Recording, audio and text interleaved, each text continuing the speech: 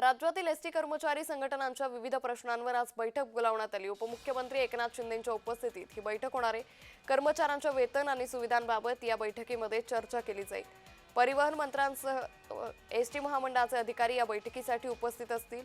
या संदर्भात अधिक माहिती घेऊयात आमचे प्रतिनिधी मनोज दाळकर यांच्याकडून। मनोज, आज एसटी कर्मचारी संघटनांच्या विविध प्रश्नांसंदर्भात उपमुख्यमंत्री एकनाथ शिंदे बैठक घेत आहेत, तपशील।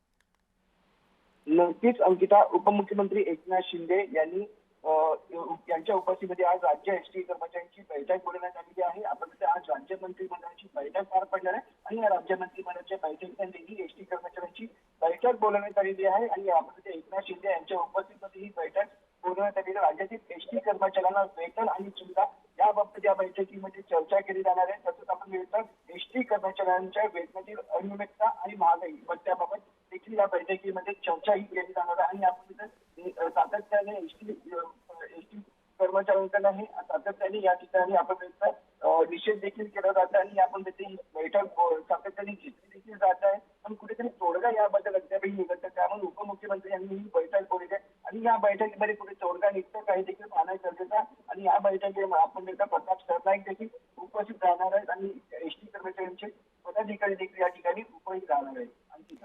निश्चित मनोज, धन्यवाद आपण दिलेल्या या सविस्तर माहितीसाठी।